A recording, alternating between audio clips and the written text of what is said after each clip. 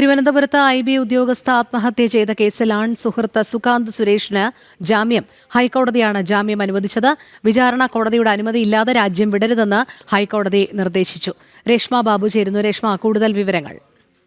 Rohini, IB ഉദ്യോഗസ്ഥ ആത്മഹത്യ ചെയ്ത സംഭവത്തിൽ പ്രതിയായിട്ടുള്ള സുകാന്ത് സുരേഷിനെ ഇക്കഴിഞ്ഞ മെയ് 26-നാണ് പോലീസ് അറസ്റ്റ് ചെയ്തത്. മുൻകൂർ ജാമ്യ ഹർജി ഹൈക്കോടതി നേരത്തെ തള്ളിയതിന്റെ അടിസ്ഥാനത്തിലായിരുന്നു കീഴടങ്ങിയത്.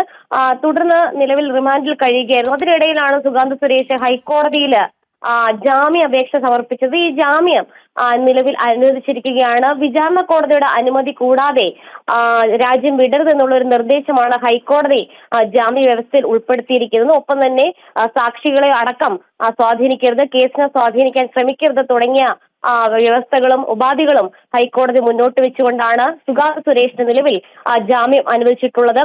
ഈ പെൺകുട്ടിയുടെ ആത്മഹത്യയിൽ സുകാന്ത് സുരേഷിന് പങ്കുണ്ടെന്ന് നേരത്തെ തന്നെ കോടതി കണ്ടെത്തിയിരുന്നു. നിരന്തരം ഈ ഉദ്യോഗസ്ഥയെ ആത്മഹത്യ ചെയ്യാൻ പ്രതി സുകാന്ത് സുരേഷ് പ്രേരിപ്പിച്ചിരുന്നുവെന്നും ഇത് സംബന്ധിച്ചുള്ള തെളിവുകളടക്കം നേരത്തെ കോടതിയിൽ പോലീസ് സമർപ്പിക്കുകയും അതിന്റെ അടിസ്ഥാനത്തിൽ കോടതി ഇയാളുടെ മുൻകൂർ ജാമ്യ ഹർജി തള്ളുകയുമായിരുന്നു. പിന്നീടാണ് ഇയാൾ പോലീസിന് മുന്നിൽ കീഴടങ്ങിയത്. എന്നാലും നിലവിൽ റിമാൻഡിൽ കഴിയുന്ന സുകാന്ത് സുരേഷിന് ഹൈക്കോടതി സിംഗിൾ ബെഞ്ചാണ് ജാമ്യം അനുവദിച്ചിട്ടുള്ളത്.